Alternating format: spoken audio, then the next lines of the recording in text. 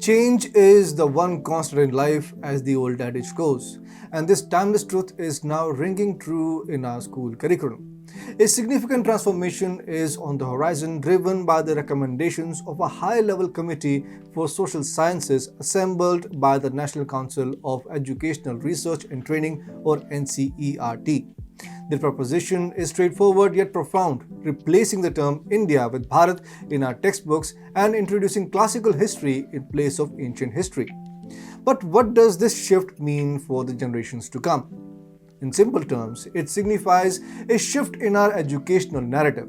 It signifies that our future students will delve into the history that our heroes cherished, not the history that our invaders imposed upon us.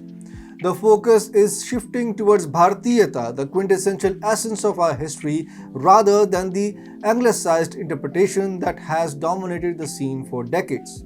This change, while seemingly subtle, has far-reaching implications.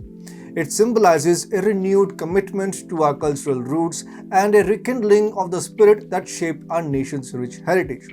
So join us on board as we understand the implications of the current proposal and why the Bharatiya essence of our rich history is set to make a comeback it deserves.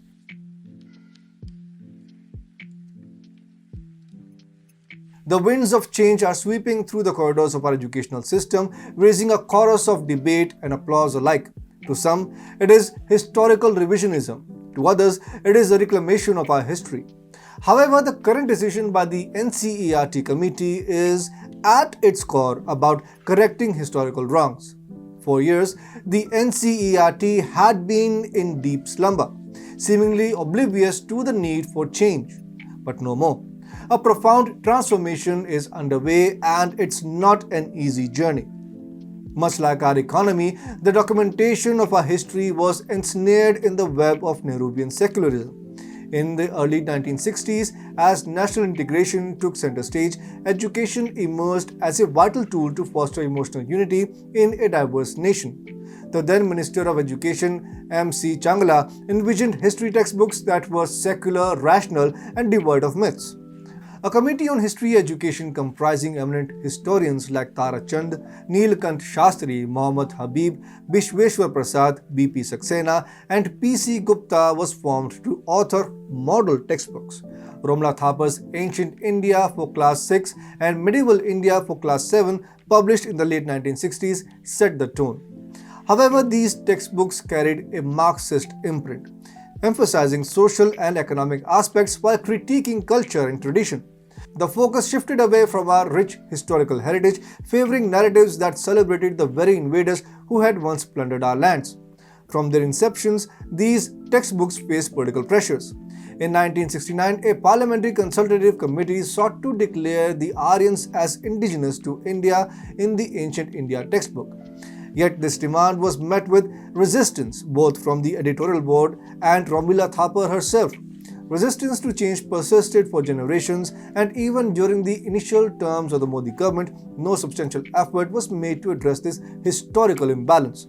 This left many disheartened, especially given the earlier blueprint proposed by Education Minister Murli Manohar Joshi, which laid out a path for reform. Worse, there were folks like Prakash Javadekar who shamelessly thumped their chest on the fact that they changed nothing.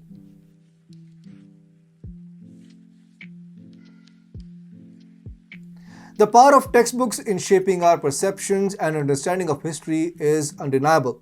For decades, the National Council of Education, Research and Training subtly employed propaganda techniques, shaping the narrative to create a perception that India was merely a geographical entity devoid of any unifying spirit.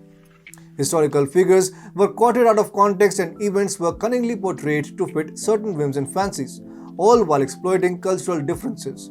This insidious approach gradually eroded the emotional connection the people had with their land.